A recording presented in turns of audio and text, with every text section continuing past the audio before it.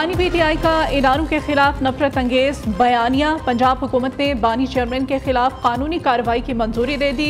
वजीर आला पंजाब मरियम नवाज की जेर सदारत बानी पीटीआई और दीगर के खिलाफ एक्शन लेने के लिए दस्तावेजात मुरतब कर ली गई। सेक्रेटरी दाखिला नूरुल अमील मेंगल सूबाई काबीना से बानी पीटीआई के खिलाफ कार्रवाई के लिए दरख्वास्त करेंगे।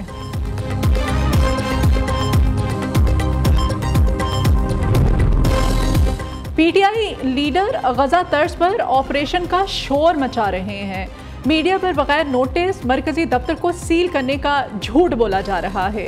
नून लीग के सीनियर रहनुमा तारिक फजल चौधरी ने कहा कि पीटीआई को सबसे पहला नोटिस 2020 में उनकी ही हुकूमत में जारी हुआ। सीडीए ने दूसरा नोटिस फरवरी 2021 में भेजा था। शहबाज शरीफ मरियम नवाज की फॉर्म 47 वाली हुकूमत के खिलाफ तहरीक जारी रहेगी। ऑपोजिशन लीडर उमर अयूब का ऐलान, मुल्क में इस वक्त आइन और कानून की बालादस्ती नहीं। सीडीए के खिलाफ इस्लामाबाद हाई कोर्ट से रजू कर रहे हैं। पीटीआई मरकजी सेक्रेटेरिएट को सील करने का मकसद हमें डराना धमकाना था। चेयरमैन पीटीआई बैरिस्टर गौहर की प्रेस कॉन्फ्रेंस। तर्जमान राउफ हसन ने कहा, तमाम हथकंडे अपनाने के बावजूद पार्टी ताकतवर से ताकतवर होती चली गई। जेल के अंदर बैठे लीडर की मकबूलियत में भी बेपनाह इजाफा होता चला गया।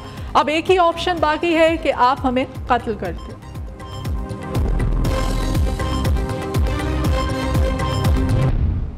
इस मुल्क में फस्तायत का एक लहर आई हुई है जो कभी ऊपर होती है कभी नीचे होती है, लेकिन एक मुस्तकिल 1-1.5 साल से 2 साल से ये फिजा चल रही है। सबसे पहले इस मुल्क की सबसे बड़ी सियासी जमात, उसको इंतखाबी निशान लिया गया उसका। रात के अंधेरे में देखें, जब आप कोई गलत काम करते हैं तो आप वो रात के अंधेरे में करते हैं। पाकिस्तान तहरीक इंसाफ के सेंट्रल ऑफिस पे जिस तरीके से उसको गिराया गया।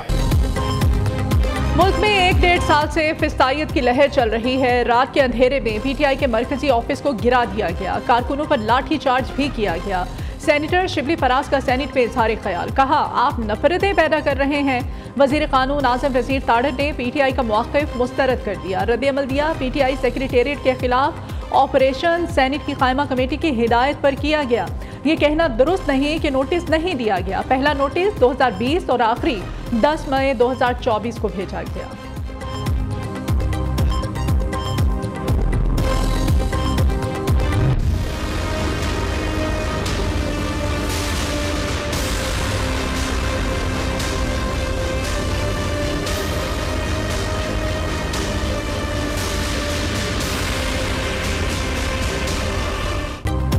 इस्लामाबाद में पीटीआई का मरकजी सेक्रेटेरिएट सील। सीडीए ने सेक्रेटेरिएट का एक हिस्सा भी गिरा दिया।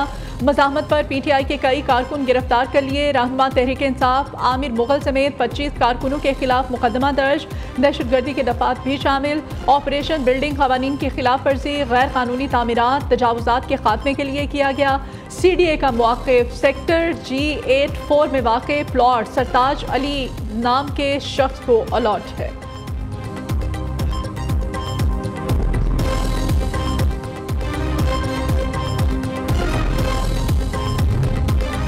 अडियाला जेल में कैद शख्स जहनी दबाव का शिकार है। कहता है कौम को एक और 1971 का सामना करना पड़ सकता है। वजीर इत्तलात पंजाब मुस्तफा बुखारी कहती है, जेल से शुरू होने वाला प्रोपेगेंडा मुनज़्ज़म शक्ल इख्तियार कर लेता है। मुल्क में इश्तियाल अंगेजी फैलाना, हालात खराब करना इस पार्टी का एजेंडा है।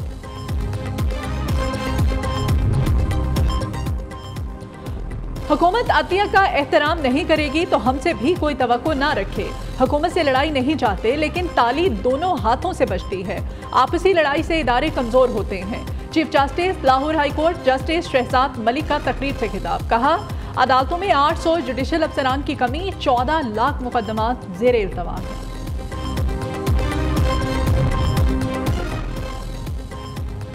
पंजाब हुकूमत ने खुसूसी अदालतों में जजेस तैनात कर दिए। नोटिफिकेशन भी जारी। इंसदाद दहशतगर्दी की 6 अदालतों में जजेस की तकर्री की गई। लाहौर हाई कोर्ट की जस्टिस आलिया नीलम एडमिनिस्ट्रेटिव जज मुकर्रर कर दी गई।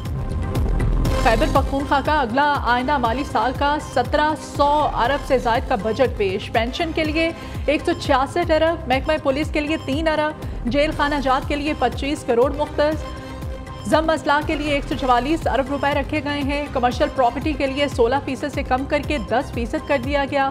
होटलों पर टैक्स की शरह 6%, शोबा सेहत से मुंसलिक इदारों पर 5%, अमन अमान के लिए 140 अरब 62 करोड़, सेहत कार्ड के लिए 28 अरब से जायद के फंड्स मुख्तस।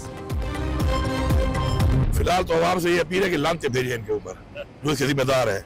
सुबह दोपहर शाम 5 वक्त नमाज पढ़े, क्योंकि मैं समझता हूँ कि जो नमाज पढ़ता है और सजदा करता है तो उसको फिर अल्लाह ताला जो है वो उसको किसी और सामने नहीं झुकने देता। और दूसरी बात ये कि लानते भेजें इनके ऊपर, और बाकी इंशाल्लाह अपना हक हम लेना जानते हैं। हमने टाइम लाइन दी हुई है 15 दिन की, इनके पास टाइम नहीं है बात करने का।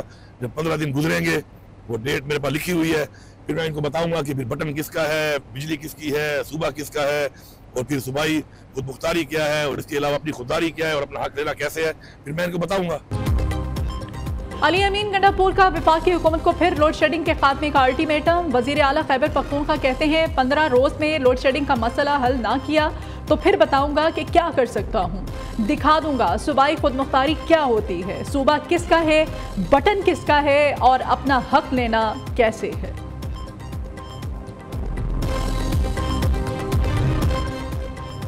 सरकारी मुलाजमीन का खैबर पख्तूनख्वा असेंबली के बाहर मुतालबात के हक में एहतजाज। महकमे मादनियात समेत दीगर महकमों के मुलाजमीन शरीक। असेंबली चौक जुज़वी तौर पर ट्रैफिक के लिए बंद।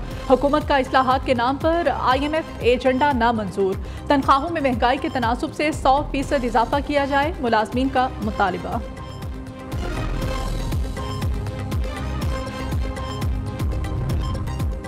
अमीर जमात इस्लामी का चौधरी परवेज इलाही से टेलीफोनिक राब्ता। हाफिज नेमुर्रहमान ने सदर PTI की खैरियत दरियाफ्त की और जमानत पर रिहाई पर मुबारकबाद दी। चौधरी परवेज इलाही ने अमीर जमात इस्लामी का शुक्रिया अदा किया।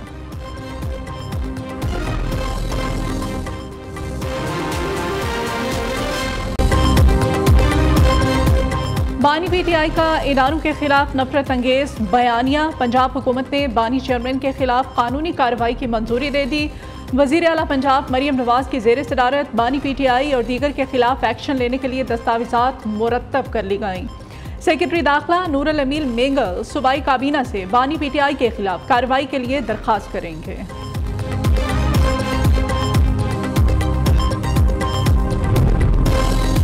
PTI लीडर गजा तर्ज पर ऑपरेशन का शोर मचा रहे हैं। मीडिया पर बगैर नोटिस मरकजी दफ्तर को सील करने का झूठ बोला जा रहा है। नून लीग के सीनियर रहनुमा तारिक फजल चौधरी ने कहा कि PTI को सबसे पहला नोटिस 2020 में उनकी ही हुकूमत में जारी हुआ। CDA ने दूसरा नोटिस फरवरी 2021 में भेजा था। शहबाज शरीफ मरियम नवाज की फॉर्म 47 वाली हुकूमत के खिलाफ तहरीक जारी रहेगी। अपोजिशन लीडर उमर अयूब का ऐलान, मुल्क में इस वक्त आइन और कानून की बालादस्ती नहीं। CDA के खिलाफ इस्लामाबाद हाई कोर्ट से रजू कर रहे हैं। PTI मरकजी सेक्रेटेरिएट को सील करने का मकसद हमें डराना धमकाना था। चेयरमैन PTI बैरिस्टर गौहर की प्रेस कॉन्फ्रेंस। तर्जमान राउफ हसन ने कहा, तमाम हथकंडे अपनाने के बावजूद पार्टी ताकतवर से ताकतवर होती चली गई। जेल के अंदर बैठे लीडर की मकबूलियत में भी बेपनाह इजाफा होता चला गया। अब एक ही ऑप्शन बाकी है कि आप हमें कत्ल कर दें।